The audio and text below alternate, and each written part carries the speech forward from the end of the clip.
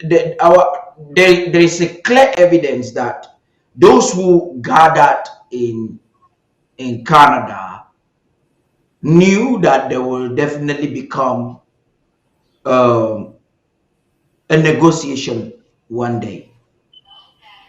They believed in the Swiss process, but pretended not to. So they thought they can gather themselves, give themselves some strength. Some went in ignorantly, some were conscious. And those who were conscious, their objective was to dismantle an Ambazonian front. There's something the president said, which Barrister Tim, unfortunately, when you're done, Barrister Tim will take it, so he will enforce on that. Barrister Tim said yesterday, and I love that very much. They start when they went to Canada the second time. One of their disgruntlement was the fact that the way Cameroon was expressing them. Some would call themselves Ambazonia in that folk. But they represented themselves just the way they called them because they did not represent themselves as Ambazonia. They represent themselves as Anglophone groups.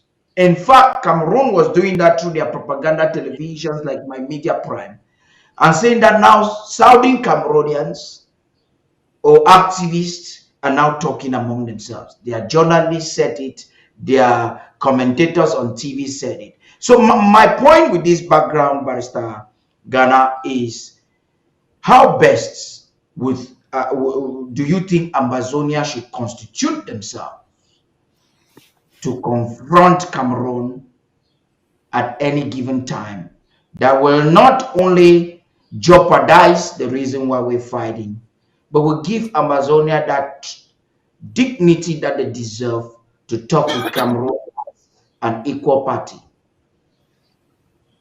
Uh, Good question you asked. First of all, let me revise what I said regarding the fact that those who are seeking to settle for the quick buck is because they don't know what our emancipation quest is. Let me revise that. Some do not know. Others are just people of bad faith.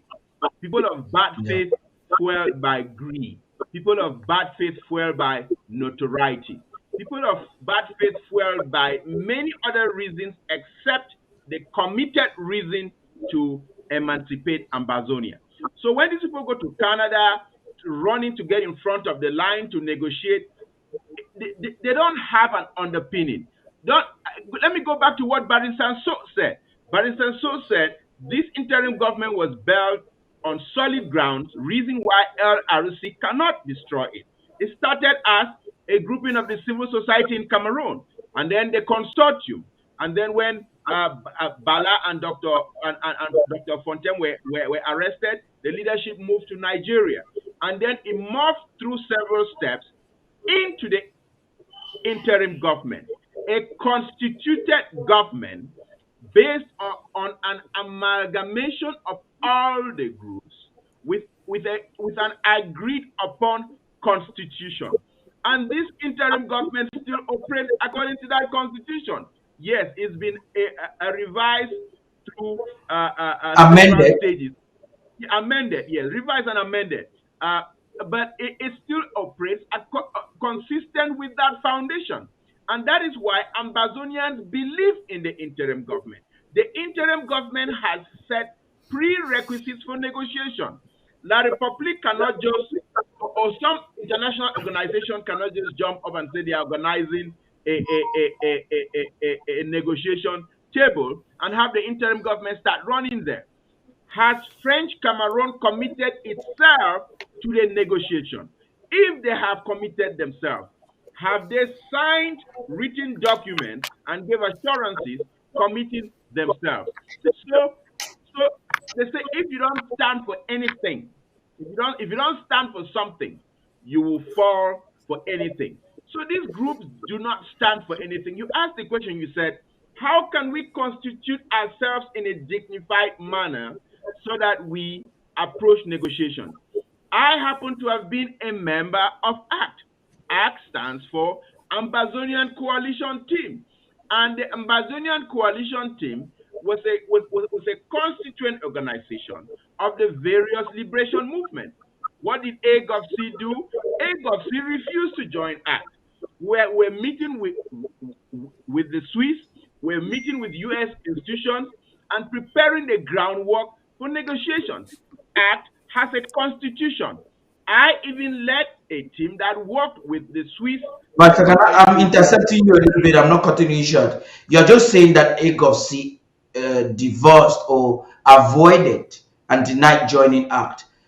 Is it not a confirmation that AGOVC just likes a place where they are probably going to be leading, or they just understand that the interim government is doing the right thing and they're not in for anything that's right? What do you think could I be said, their reason? no, no, they say if it quacks like a duck, walks like a duck, it is a duck. We just saw Capo Daniel, the spokesman for AGOVC, speaking with somebody in Etudi, trying to sell the revolution. What does that tell Yeah. you? They are traitors. I mean, I have restrained myself from using these words to say AGOVC is working with the government of Cameroon for a long time until I had Barrister so send me that tape of Capo Daniel speaking with somebody at the presidency in Cameroon, discussing in monetary terms how much they were going to receive for doing A, B, or C. Even when the fighters in Mogamo, and again, I am the LGA chairman in Mogamo, even when the fighters in Mogamo were giving personal testimony of French Cameroon troops, of B troops dropping arms in Mogamo, and the ADF fighters were picking those arms. They were cooperating with each other. Even when they had incidents where ADF in Mogamo would come and beat the interim government fighters in cooperation with the French Cameroon troops. And when the restoration, the Ambazonian, the ARS show up, then French Cameroon troops would ambush them. That has happened several times. I still had my doubts, but everything was corroborated when I heard the words of Capo Daniel speaking with somebody at the Unity Palace, at the presidency in Cameroon, negotiating how much they were going to sell the revolution. Then everything that the restoration fighters in Mogamo had been telling me, and I had my doubts because it was not corroborated. We as lawyers know that we will hold ourselves to a high standard when it comes to evidence. Evidence must be corroborated and it must be uncontroverted, and it must not be done for the purpose of self-interest. And everything that is said to me as a lawyer, I hold it against that standard. But when AGOVC's own spokesman came with that corroboration of him being in discussions with somebody at the presidency in Yaoundé, talking about how much for the present day worth of their 33 pieces of silver, how much they were going to sell the revolution for. Then it came into full It form. It dawned on came you. into full light that AGOVC is working with the government of Cameroon. So when you hear of any negotiation that is taking place anywhere in the world, whether it's in Bonn or in South Africa or in Canada, and they say AGOVC is leading that negotiation, know that La République du Cameroon is working with a treacherous force within Ambazonia to try to present a false solution to our problem. Thank you very much, Barista Tim. I'm coming to you very quickly. There's some one thing there's just something about your leadership that I love, Barista Gana. And as we will be concluding, because I don't want us to get into what you just discussed now. We'll get towards it towards the end. I will explain that to you. You get clarity of that, and I appreciate that honesty. And Barista before, Tim, wait, just hold yeah, on that thought. Before I deviate from that thought, that list which Barrister Mbese had read of those yeah, forces that participated in Toronto, one yeah, of those on that list was the TTA, the Terminators of Ambazonia. The TTA is a group based in Numben, in Mogamo, where yeah. those traitors within Ambazonia came and convinced Commando, who was Mhm. of the restoration forces, but head of the TTA, to go join that list. And what eventually happened, not too many months after that, they tricked Commando to some mission purportedly in Guy, where Commando died. And to this day, we still do not know how Commando died. So We don't that have even a event in replacement of Canada commando. led directly to the death of fighters on the ground, such as Commando and a few other fighters around him. And we don't have a replacement for commando even as we speak. That's the sad part of this whole story. But we'll get into that. By Team, by Fro, and SOS Zama, please, you're going to talk on this so that we get into this week, the war this week in Amazonia.